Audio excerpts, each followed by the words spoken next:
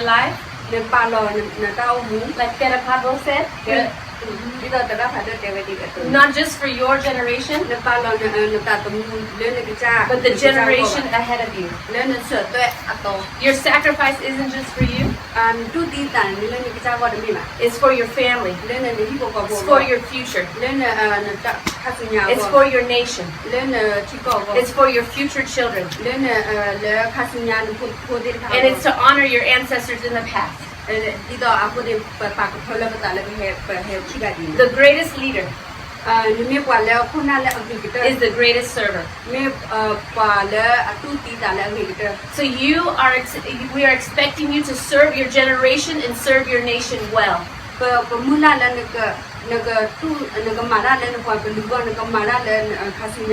There was a great leader in the Bible. His name was David. He was a king. He was a leader. And he was a warrior. He was all three things. He was one of the greatest warriors in history. Had the most victories. But this man, he understood that to be a great leader, you must be a great follower first. Like that Apollo was saying. As you're following your leaders, and you're learning from the generation before you wisdom,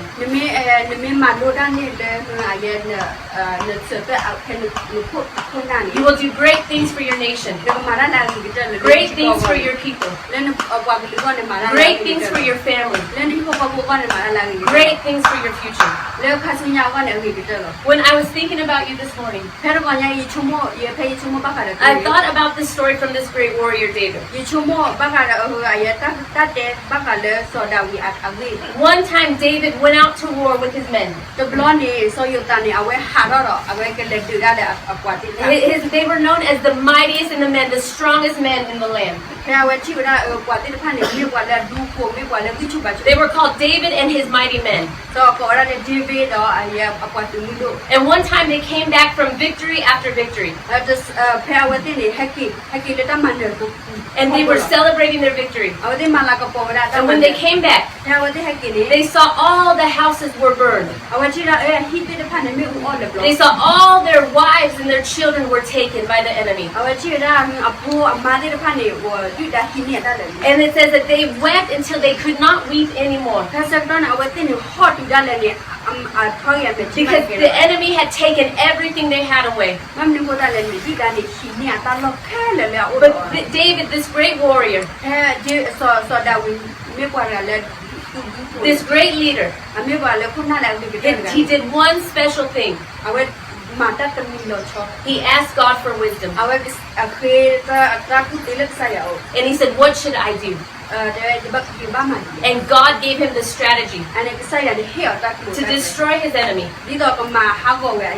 And so he asked of God, and God gave him wisdom. Any great leader doesn't depend on their own brain. They ask for wisdom that's greater than them. And so when he asked for this wisdom, God said, go and get it. Pursue your enemy. And you will recover everything that the enemy has stolen. And the Bible says that David and his mighty men,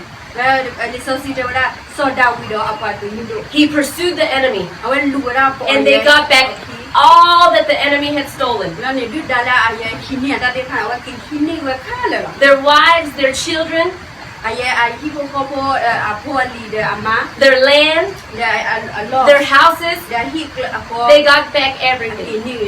I believe that you are the generation that will take back everything that the enemy has stolen. From generation to generation. The enemy has stolen your future. He's stolen your nation. He's stolen your land. But you are the generation that will take back all of it. All of it. You will take back the future. You will take back your nation. You will take back your freedom. You are a special generation. You are a chosen generation. Different from the generations before you.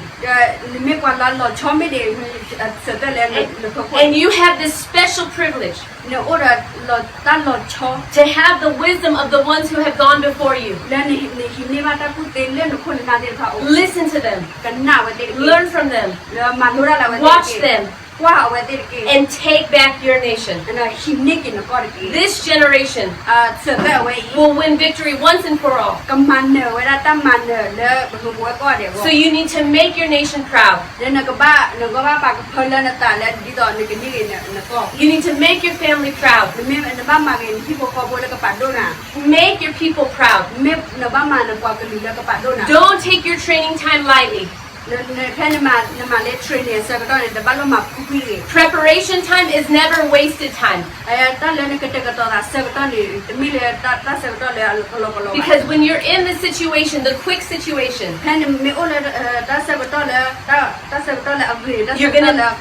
you're gonna need this preparation and training.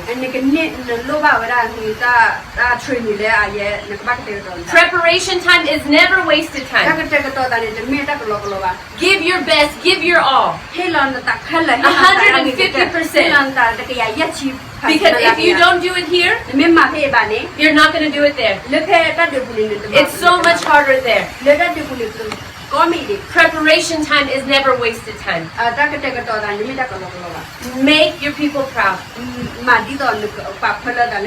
Remember who you fight for. When the times get tough, when you're hungry, when you're tired, when you think this isn't worth it, you have to remember your reason. You have to remember your why. Like that Apostle said, you're not doing it for yourself. You have to remember your why. Remember your reason. In the Bible it says, remember your family. Remember your future, your sons and your daughters. Remember your nation. And